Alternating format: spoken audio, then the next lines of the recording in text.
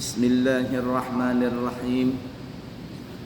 Assalamualaikum warahmatullahi wabarakatuh. Waalaikumsalam warahmatullahi wabarakatuh. Alhamdulillahi rabbil alamin.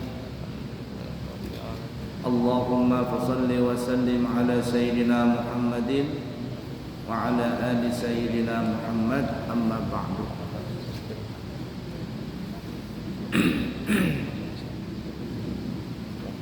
Sebelum kita melanjutkan pelajaran, kami keluarga besar Pondok Pesantren Kesetaraan Al-Islami Nurul Anwar Amburawang Darat, insyaallah akan mengadakan syukuran kelulusan wisuda anak-anak santri kami yang tahun ini lulus sekolah tingkat ula, usta dan ulia atau tingkat SD, SMP dan SMA. Acara tersebut akan dilaksanakan insyaallah pada hari Ahad tanggal 2 Juni 2024 jam 8 pagi, yakni minggu depan, kurang lebih 4 hari lagi. Oleh karena itu kami mengundang seluruh jamaah, Bapak, Ibu, hadirin hadirat yang hadir di pengajian ini ataupun yang tidak hadir, agar bisa menghadiri acara di pesantren nanti. Tujuannya adalah untuk mendoakan santri-santri kami yang tahun ini lulus tingkat ula, usta dan ulia atau tingkat SD, SMP dan SMA. Diharapkan bisa hadir ke pesantren. Kalau kami sebulan 2 kali ke sini, terkadang berhujan, ya kadang. Nah, terkadang macam-macam ada gangguan, 20 kilo dari Amburawang ke sini. Sebulan sebanyak 2 kali. Maka membawa santri pulang mobil pickup. Lalu kalau seandainya bebuhan pian yang parak di sini kada bisa ke sana, itu jarak Bang Haji Roma Irama sungguh terlalu ya, terlalu benar kalau kada bisa ke pesantren.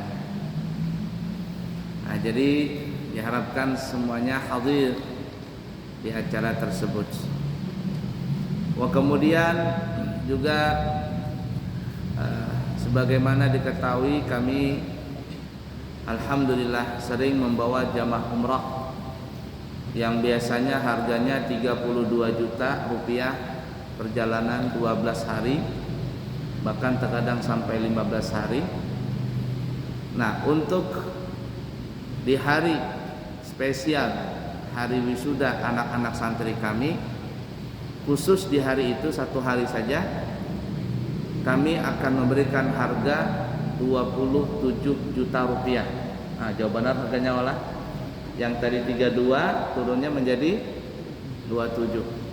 Kualitas sama, artinya pesawatnya pesawat Etihad, Emirat atau Qatar atau Saudi atau Garuda. Hotelnya di Madinah 50 meter turun dari hotel sudah pelataran Masjid Nabawi. Kalau di Mekah kurang lebih 200 meter. Ya, dari sini sampai ke ujung pasar situlah. Ya, simpang 3 pasar. Barak olah masjid hotelnya. Nah, itu hotel kami di Mekah.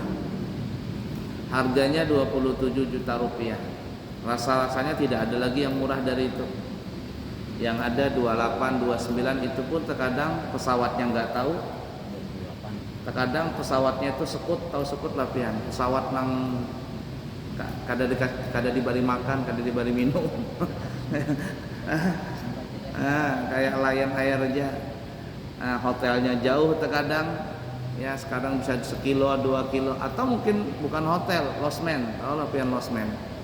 Ya, losmen gimana losmen? Nah, kami membuka harga 27, kualitasnya sama. Cuman syaratnya kalau ingin mendapatkan harga 27 juta itu syaratnya ada 2. Yang pertama hadir di acara wisuda santri-santri kami hari Ahad nanti, dan yang kedua mendaftar. Kalau hadir kada mendaftar, besoknya hanya mendaftar kada bisa. Atau mendaftar tapi orangnya kada hadir, nitip aja, ulu nitiplah sana. Lakinya tulak, bininya kada tulak umpama. Lakinya 27, bininya kada bisa 27. Jadi yang kepingin umrah nih dengan harga yang spesial, kualitasnya sama, ya, maka hadir di acara tersebut insyaallah hari Ahad tanggal 2 Juni 2024. Kemudian insyaallah di tanggal 5-nya, tanggal 5 Juni insyaallah ulun dan rombongan akan berangkat haji dan kembali tanggal 30 Juni. Sudah sampai di Jakarta tapi mungkin ulun berdudi sehari 2 hari. Mungkin tanggal 1 atau tanggal 2 Agustus, tanggal 1 tanggal 2 Juli baru kembali. Karena ada urusan di Jakarta ulun. Jadi yang kepingin silakan ya. Nah selama nanti ulun berhaji silakan saja pian di majelis ini apakah diliburkan atau sementara mencari guru nang lain. Biasa kalau ulun tolak apa libur ya. Atur aja pian sudah ya. Nah jadi seperti itu ya. Nah ini tanggal 2 nanti hari Minggu nanti banyak itu orang mendaftar 27 dari mana-mana tuh, dari Grogot, dari IKN, dari Samarinda, dari Handil, Balikpapan sudahnya, ya dari mana-mana. Nah, pian kalau kada mendaftar rugi, kapan lagi? Ya 27 itu. Ala kuliah. Anda gratis kah? Ya gratis bisa. Baca surat tanah. Gratis. Ya ala kuliah seperti itulah. Nah, jadi minta ulun minta ridha, minta halal ya, minta maaf kalau ada salah dan khilaf. Insyaallah nanti tanggal 5 berangkat dan tanggal 30 Juni kembali insyaallah. Besok ulun ada manasik haji di Samarinda karena yang banyak ini bukan Samarinda. Yang tulakan ini Samarinda, ada yang Jakarta dari Banjar, ding sanaknya guru Bahit ikut juga itu. Ding sanaknya keponakan Sidin banyak sekali yang ikut dari Beraba itu. Ya ala kulli hal ya, seperti itu insyaallah. Mari kita lanjutkan pelajaran kita. Bismillahirrahmanirrahim. Bismillahirrahmanirrahim. Qala al-muallifu al-imam Abu Zakaria Yahya bin Sharaf An-Nawawi Asy-Syafi'i Al-Ash'ari fi kitabihi Riyadhus Shalihin rahimahullahu ta'ala wa nafa'na bihi wa bi'ulumihi fid din wad dunya wal akhirah. Amin. Nah, kita masih membahas bab tentang banyak jalan menuju kebaikan. Pada pertemuan yang lalu kita membahas hadis yang ke-23 yang jar Nabi, ittaqun nara walau bisyiqqi tamratin.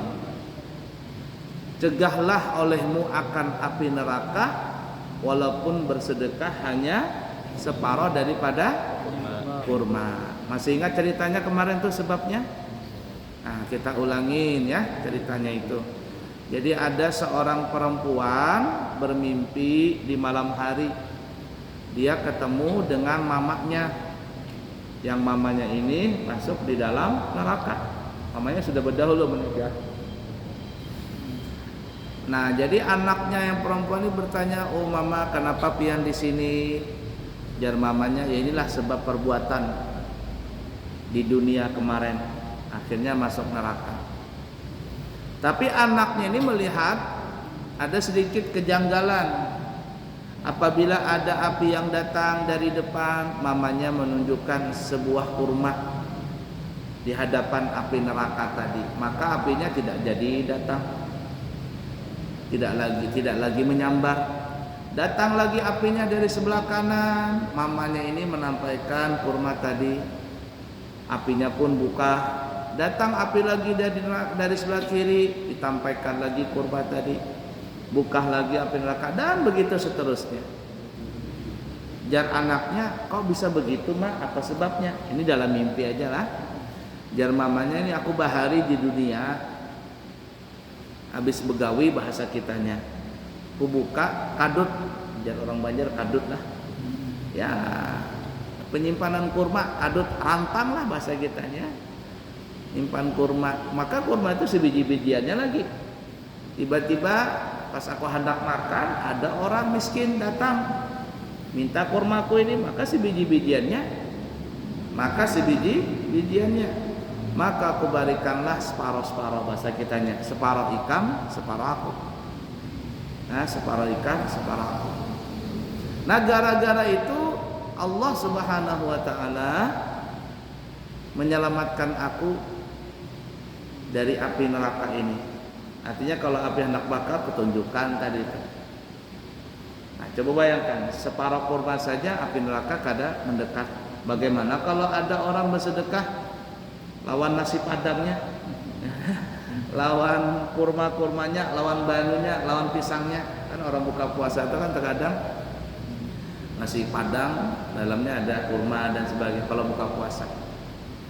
Nah, kalau di Mekah tuh, Masya Allah, bulan puasa itu, ya Allah, nikmat sekali buka puasa itu. Ya, di Masjid Nabawi, di Masjid Haram, makan roti, makan apa, kurma, rutab. Wah, tidak ada bandingannya sudah buka puasa di sana. Hari Kamis, tiap hari ada kayak. Tapi kalau bulan puasa itu kan berataan, rame jadinya. Kalau hari Senin Kamis itu kan orang-orangnya aja, luar biasa. Tapi kalau bulan puasa, ya buka puasa itu sampai ke jalan-jalan. Ya, sampai ke jalan-jalan orang buka puasa, orang makanan. Tidak ada makan nasi, makan roti, makan kurma, makan keju, macam-macam.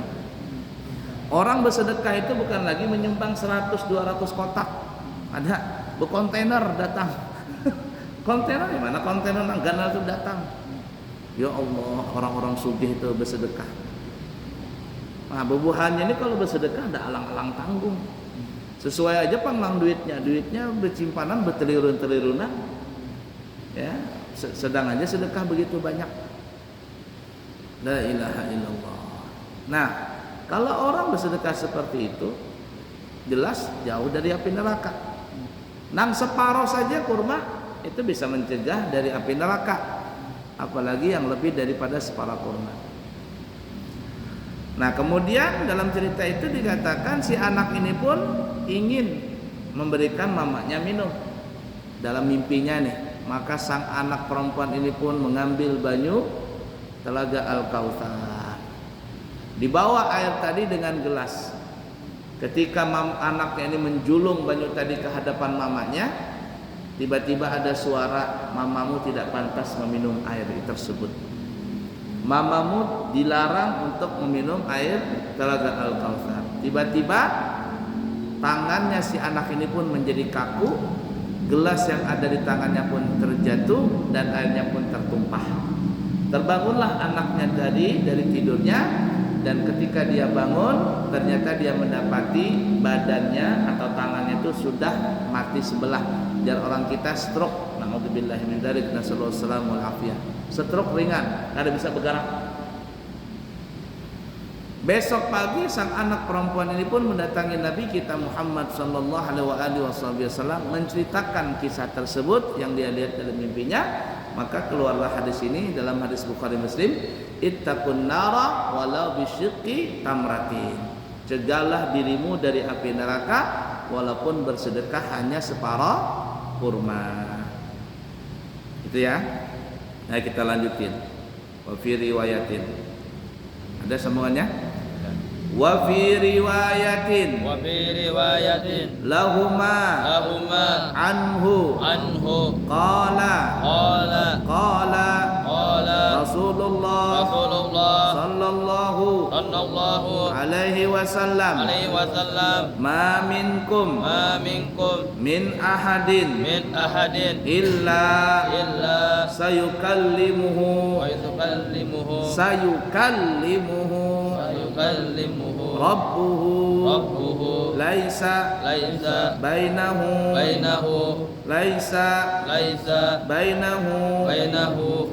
wa bainahu tarjumanun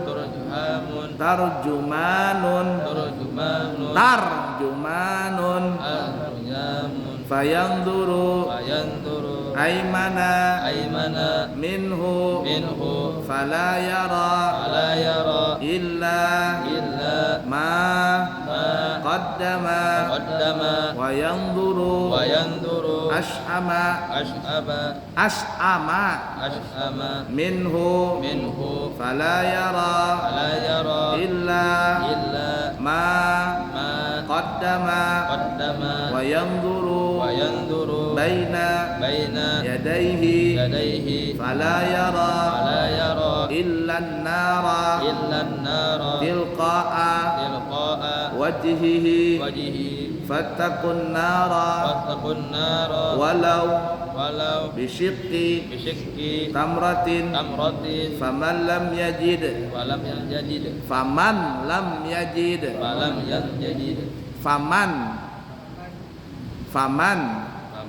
lam yajid fabi kalimatin thayyibatin. Dalam riwayat yang lain dikatakan angkat suaranya dikatakan bahwasanya Rasulullah sallallahu alaihi wasallam bersabda seseorang di antara kamu sekalian nanti akan berbicara langsung dengan Tuhannya padahal di situ tidak ada penerjemah juru bahasa. Kemudian ia melihat ke kanan tiada terlihat kecuali amal yang pernah diperbuatnya. Ia melihat ke kiri tiada terlihat kecuali amal yang pernah diperbuatnya. Dan ia melihat ke depan tiada yang terlihat kecuali api yang tepat di depan mukanya. Maka takutlah kamu sekalian terhadap api walaupun hanya bersedekah dengan separuh biji buah kurma. Dan barang siapa yang tidak mampu maka cukup dengan kata-kata yang manis. Nah itu ya. Nah, di akhirat nanti jar Nabi semua manusia kita berataan di hadapan lawan Allah Ta'ala. Kalau dalam surah Yasin itu Allah menyebutkan al-yauma nakhtimu ala afwahihim wa tukallimuna aydihim wa tashhadu arjuluhum bima kanu yaksibun. Begitu kalah di hari ini, ya di hari kiamat, kami kunci mulut-mulut mereka. Nah di hadapan Allah Ta'ala nih. Nah, terkunci mulut, tidak bisa lagi berbohong. Mulut terkunci, lalu siapa yang bicara? Wa tukallimuna aydihim, yang diajak bicara mulut-mulut mereka. Wa tashhadu arjuluhum, yang jadi saksi adalah kaki-kaki mereka. Bima kanu yaksibun, dengan apa yang mereka telah lakukan. Mulut terkunci nih, nggak bisa lagi bohong. Nggak bisa. Kalau depan abuya bisa bohong, Depan orang tuamu bisa bohong, depan orang lain bisa bohong, bahkan bukan hanya bohong, memutarbalikkan fakta. Ini parah benar. Sudah berbohong, memutarbalikkan fakta, lalu difitnahnya orang. La ilaha illallah. Ini parah benar. Di hadapan Allah nanti terkunci mulutnya, terbongkar semuanya. Siapa yang bicara? Tangan bicara. Cucut di tangannya. Ya Allah, kemarin tuh saya berbohong. Nah, apalagi saya memfitnah, saya memutarbalikkan fakta. Ini. Orang zaman sekarang kan banyak itu. Ngaku korban padahal tersangkanya, pelakunya. Banyak itu zaman sekarang. Kita lihat di media-media sosial. Orang mengaku jadi korban padahal tersangkanya. Itu bahaya itu. Wa tasyhadu arjuluhum, kaki mereka jadi saksi dengan apa yang pernah mereka lakukan. Nah, di hadapan Allah Ta'ala,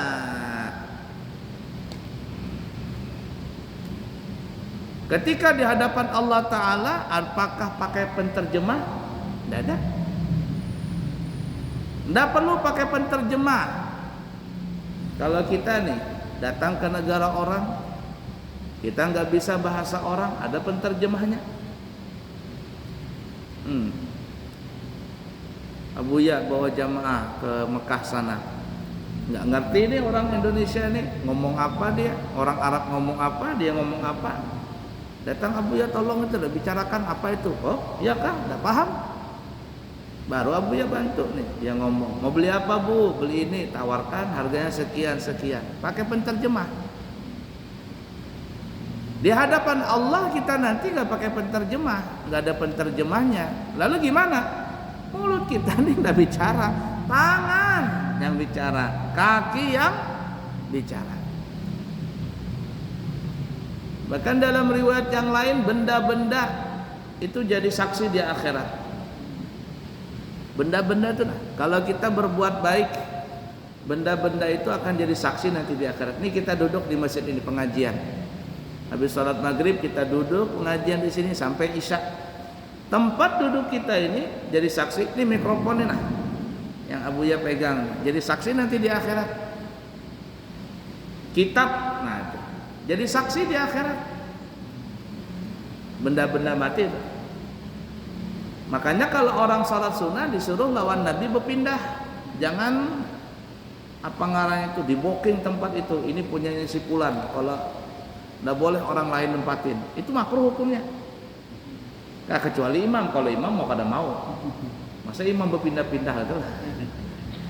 Tapi kita sebagai makmum berpindah tempat. Mungkin di sini hari ini kita sholat sunat nih. Kalau sholat wajib lain sudah. Siapa yang berdahulu ke depan itu yang berdahulu. Tapi kalau sholat sunat berpindah tempat, pindah tempat. Kenapa? Supaya jadi saksi tempat-tempat itu. Semakin banyak tempat yang kita sholatin, semakin banyak jadi saksi di akhirat. Sebaliknya, orang yang berbuat kejahatan begitu juga. Jadi saksi. Mulut, tangan jadi saksi, tempat-tempat itu jadi saksi. Orang berzina di hotel, bantal, guling, tilam, kasur, semuanya bersaksi bahwa dia melihat atau bahwa tempatnya itu dijadikan tempat berzina. Orang mabok, botolnya jadi saksi, tempat bangku duduknya semua jadi saksi. Makanya tadi dari Nabi, laisa bainahu wa bainahu turjaman, tidak perlu pakai terjemah, nggak ada terjemah. Tangan, kaki yang bicara, benda-benda yang jadi saksi yang bicara semuanya. Sayyidina Umar ibn Khattab radhiyallahu taala anhu, beliau ketika melintas di depan Hajar Aswad, beliau berkata, ya, apa kata Sayyidina Umar? Wahai Hajar Aswad, katanya, kalau seandainya aku tidak melihat Nabi mengecup dirimu, mengecup Hajar Aswad nih. Kalau seandainya bahasa kitanya, wahai Hajar Aswad, aku tidak melihat Nabi mengecup dirimu, tidak bakalan aku akan mengecup dirimu. Batu ara. Batu ara aja. Apa dikecup-kecup? Tapi karena Nabi mengecup dirimu, maka aku mengikuti Nabi. Lalu Sayyidina Ali di belakang mengucap, hai Umar, jangan begitu pandir. Masa kitanya nih ya, bujur aja memang Nabi mengecup. Tapi ingatlah, siapa yang mengecup Hajar Aswad ini, dia akan menjadi saksi di akhirat bahwa orang ini pernah mengecup dirinya. Dan batu Hajar Aswad ini, sudah batu Hajar pulanglah. Itu gunung Jabal Uhud. Gunung Jabal Uhud ya. Gunung ya Jabal, Jabal itu bahasa Arabnya gunung. Batu Hajar Aswad sudah hajar, batu pulang. Hajar itu batu bahasa kitanya. Ya. Jadi Sayyidina Ali ini, aku mendengar Rasulullah SAW mengatakan, siapa yang mengecup Hajar Aswad, maka Hajar Aswad ini akan menjadi saksi di akhirat nanti. Dia akan menjadikan syafaat bagi orang tersebut untuk masuk surga. Jadi jangan disangka benda-benda yang begitu tidak memberikan manfaat. Ada. Nah, tapi benda yang disuruh Nabi atau benda yang disyariatkan oleh agama, tidak semua benda, Bang. Nanti ada benda-benda apa begitu dikeramatkan, terus karena jin di situ berdiam. Ya, jin, hati-hati. Dia antara keramat dengan sihir itu tipis sekali. Orang zaman sekarang susah banget membedakan nang mana karamat, nang mana guna-guna santet apakah itu, tipis banar. Susah banar membedakan yang mana kiai, nang mana pemburu hantu. Mirip-mirip pang kiainya bersorban berbolang, pemburu hantu berbolang juga bersorban. Lebih tipis daripada kulit bawang. Nah, mana karamat, mana istighfar itu susah membedakan. Nah, kalau itu disyariatkan lawan agama kita, kerjakan. Tapi kalau kada jangan. Ya, kada usah nang aneh-aneh. Nah, itu jadi saksi dia di akhirat. Nah, kita lanjutkan tadi hadis tadi ya. Maka jar Nabi, orang itu pun melihat ke kanan, melihat ada amalnya, melihat ke kiri ada amalnya, melihat ke sana ada api neraka. Selesai sudah. Kanan kiri ini amal baik, amal buruk, nambah pandirin amal baik, amal buruk. Wallahu a'lam ya. Ulun kada suapang, bukan kada suap, belum juga bebuan pian juga belum juga masuk ke alam kubur. Kita belum lagi. Ya. Tapi berataan pasti kita masuk ke alam kubur itu. Ada orang berkata, wallah alam, di mana ambilannya? Bujur kadanya wallah alam. Nanti mungkar nangkir nang menjawab man rabbuka wa man nabiyuka wa ma kiblatuka wa man ikhwanuka wa ma kitabuka. Itu malaikat kalah mungkar nangkir menanya itu. Nang menjawab ini, Allahu Rabbi wa Muhammadun Nabiyyi wal Qur'anu kitabi wal Ka'batu kiblati wal muslimuna wal muslimat ikhwadi. Nah, itu yang jawab siapa? Wallahu alam. Ada yang mengatakan yang menjawab itu amal baik. Kalau kada bisa menjawab amal buruk. Jadi berserupa dia. Kita ini mah santai aja. Amal itu yang menjawab tadi. Bujur kadanya wallahu alam. Nanti kita merasakan juga kan. Mudah-mudahan kita beratan husnul khatimah insyaallah ya. Kubur kita jadi kebun daripada kebun surga insyaallah. Nah, itu tuh. Ada orang pandir tuh yang menjawab itu amal tadi. Amal berserupa itu dia menjawab tadi. Nah, amal tadi itu nanti menemani kita berserupa dia menjadi baik. Rupanya bungas. Menemani kita, melayani kita di alam kubur ini. Kalau banyak amal buruknya, nah berupa hantu jadi amal tuh. Jadi hantu dia, jadi apa? Takut kita di alam kubur itu. Wallahu alam ya. Kubur itu adalah tempat jasad. Alam kubur tempat jasad. Alam barzakh tempat ruh. Kalau bahasa kita itu rest area. Kita mau ke Samarinda, dan tujuan kita ke Samarinda. Belum ke Samarinda ada namanya rest area. Nah, untuk jasad disebut namanya alam kubur. Untuk ruh namanya alam barzakh. Alam barzakh ini terbagi dua. Kalau orang soleh namanya illiyin. Illiyin atau illiyun sama aja bacanya. Nah, itu untuk orang-orang yang ruhnya baik. Kalau orangnya jahat, ruhnya jahat, maka disebut sijjin, penjara. Makanya ada film tuh, yang film apa tuh, Turki itu, nah, sijjin. Itu dalam bahasa Arab namanya sijjin. Dibahasakan orang Turki sijjin. Padahal sijjin, penjara. Nah, ruhnya kada berjalan. Tapi kalau ruh nang berjalan itu Pang, yang film lagi ramai ini, yang kasus di TV namanya apa? Pina kah? Pina apa? Filmnya itu sampai berapa juta sudah yang nonton itu. Berapa miliar dapatnya sudah. Duitnya nih. Temannya kerasukan jannya. Apakah nang ruh itu? Wallahu alam. Yang jelas kalau sudah meninggal orang baik namanya illiyun, tempatnya ruhnya. Kalau orang jahat namanya sijjin. Kalau yang merasuk itu kan, yang merasuk itu bisa saja itu bukan ruh yang masuk, tetapi namanya jin qarin. Kita ini beratan ada jin qarinnya. Makanya orang bahari itulah kalau perempuan tuh hamil ada tembuni. Tembuni itu nang ibarat kata apa namanya, apa ya, ding sanak gaib. Iyalah kailah sahabat. Nah, itu. Jin qarin itu kalau kita rajin belajar, rajin beribadah, jin qarin itu nang bertampak nanti.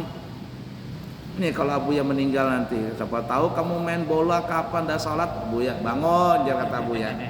Itu bukan Abuya itu. Jin qarinnya Abuya menggarakin kamu, ayo jangan takutan. Ya Abuya aku datengin Abuya. Jin qarinnya itu. Dia kalau bertampai, tapi kalau dalam mimpi bisa saja itu rohnya. Tapi kalau dia jahat, mati jadi hantu, berjalan hantunya. Bukan. Jin qarin tadi itu dia kembar, mirip apa yang dilakukan kita, dia mengikutinya.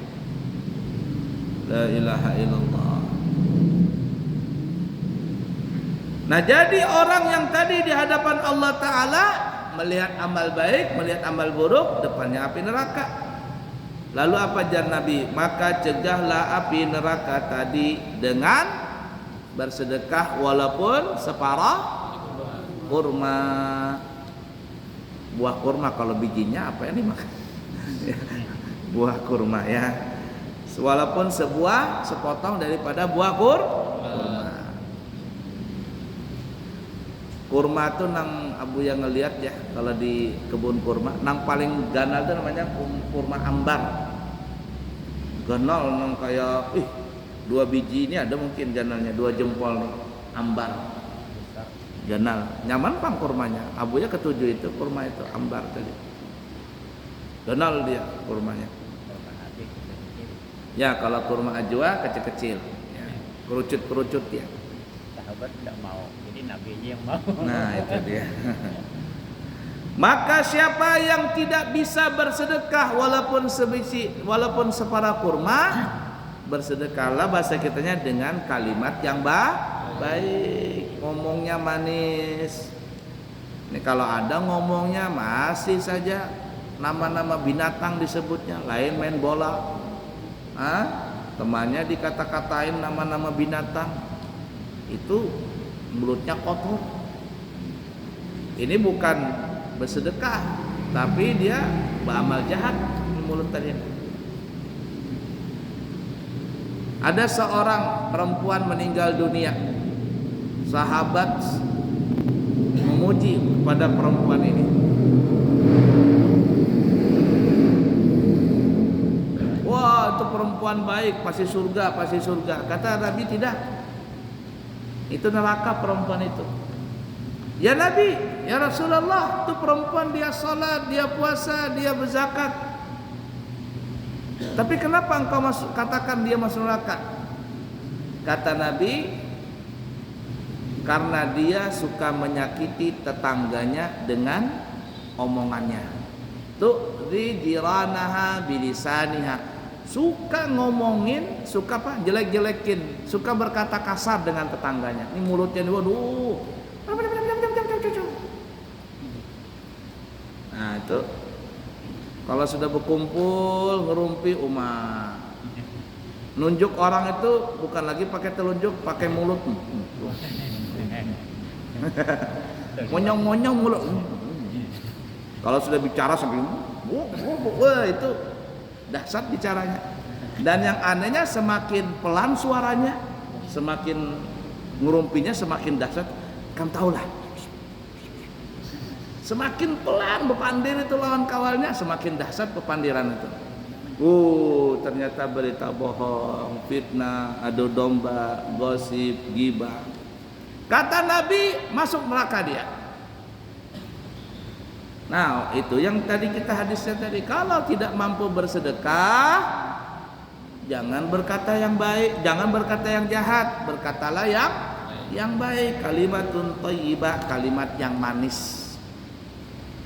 Kalimat yang manis.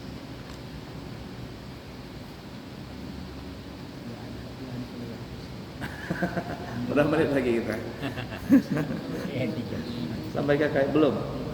Hah? Lewat kada? Iya kah? Sampai Isa kah? Kerasaan.